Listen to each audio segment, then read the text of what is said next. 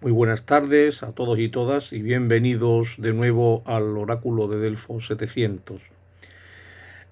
Hoy vamos a hacer un breve comentario sobre la política de Platón, pero en la línea en la que pretendemos que funcione este canal no vamos a hacer tampoco, como no lo hemos hecho en vídeos anteriores, una explicación exhaustiva del pensamiento platónico, porque, repito, carece de interés porque ahí tendríamos poco que aportar. Eso está en miles de libros y está en miles de páginas en la red.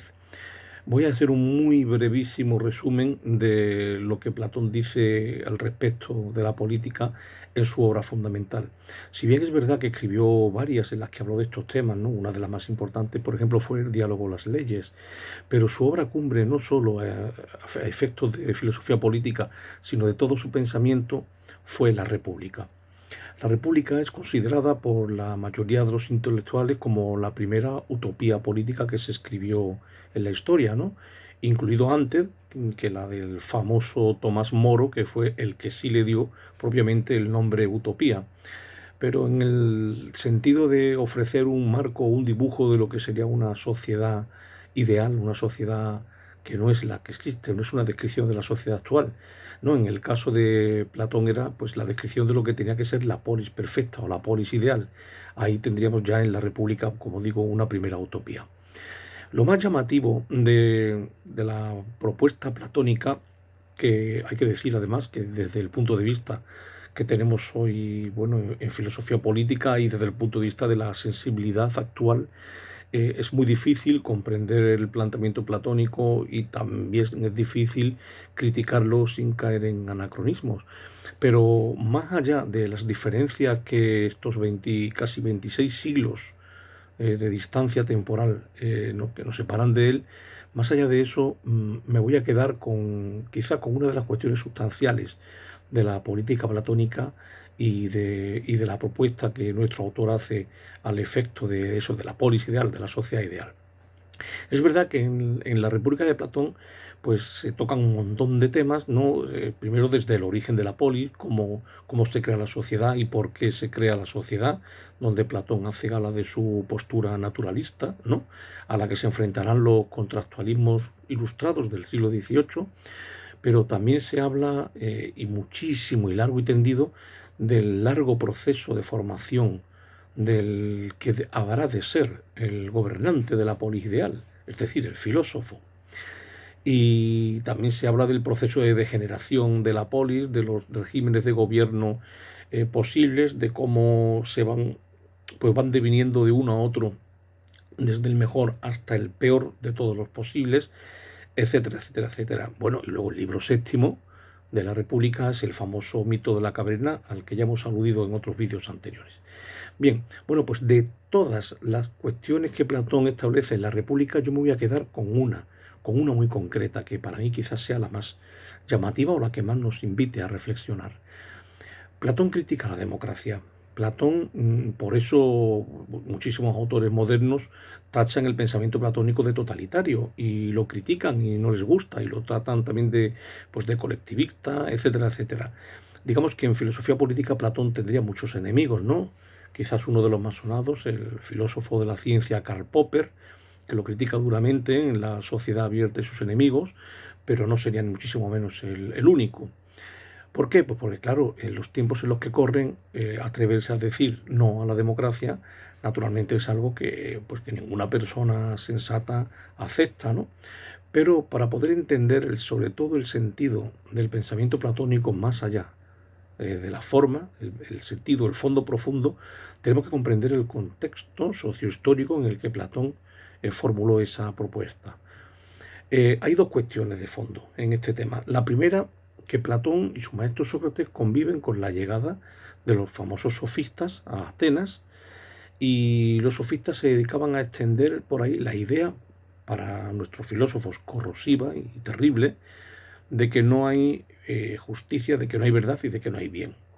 No hay nada objetivo, no hay ningún planteamiento racional acerca de lo que se debe hacer y lo que no se debe hacer, y todo es relativo, todo depende de lo que cada uno opine, todo es consensuable y no hay digamos, ninguna verdad objetiva. Para los sofistas, todo es convención.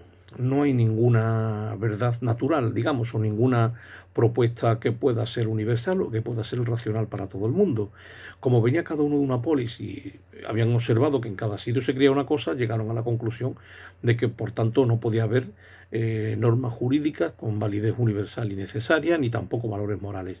Eso, para Sócrates y Platón, solo conducía al escepticismo más terrible y al relativismo más peligroso, donde cualquier cosa puede ser válida a condición de que la vote una mayoría. No.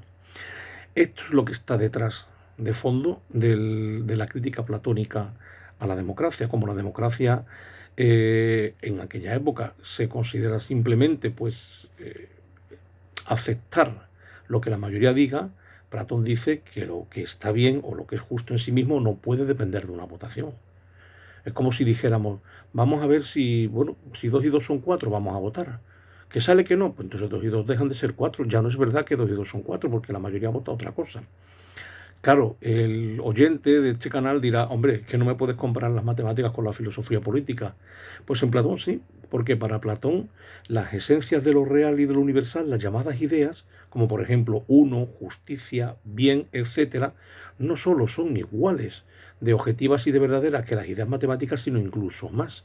Es decir, cualquier axioma matemático o cualquier regla matemática a su vez estaría fundada en una esencia o en una idea de ente matemático que está por encima de ella. Entonces, como Platón ha observado que ha sido un gobierno democrático, entre comillas, el que ha asesinado injustamente, inicuamente, de manera completamente criminal e injustificada, a un hombre sabio, justo y honesto como Sócrates, eso le llevó a la conclusión de que la justicia no puede ser susceptible de votación.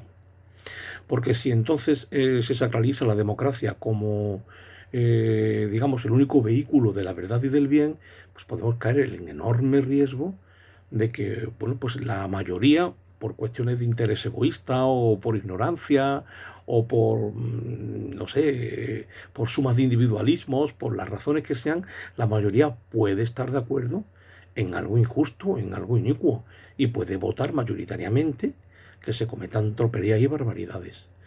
Eso no podría ocurrir en un régimen ideal o en una polis ideal. El objetivo de la filosofía para Platón no es otro que construir la justicia en la polis, la justicia en la sociedad. Y para eso hace falta que los que gobiernen la polis conozcan la justicia. Ninguna persona que no esté preparada, formada y que conozca y practique la justicia y la virtud está en condiciones de poder gobernar la polis. Por eso él pensó que el gobierno ideal no podía ser la democracia, sino la aristocracia. Pero no la aristocracia entendida en términos de una aristocracia económica, que él llamó oligarquía, o de una aristocracia de la sangre, como, no sé, pues como los nobles de la Edad Media, o no. Él se refería a una aristocracia de la virtud. Aristócrata, que eso en griego significa aristocracia, es gobierno de los mejores, se refería a que gobernasen los mejores, pero los mejores moralmente. ¿Quién es el mejor moralmente? Pues aquel que conoce la virtud y la práctica. Por eso él decía que el auténtico filósofo, que no es un hombre simplemente con la cabeza llena de teorías o de ideas vacías, sino que es el hombre que conoce el bien y la justicia y la lleva a la práctica, el verdadero filósofo es el que estaría en condiciones de gobernar la polis. Pero para Platón, gobernar la polis no significa estar arriba en la cúspide o en la élite para beneficiarse de la polis, sino todo lo contrario. Significa renunciar a absolutamente todo para servir a la polis. Por eso Platón en la República dice que el que quiera ser gobernante de la polis tiene que renunciar absolutamente a todo. Tiene que renunciar a tener propiedades privadas e incluso tiene que renunciar a tener familia.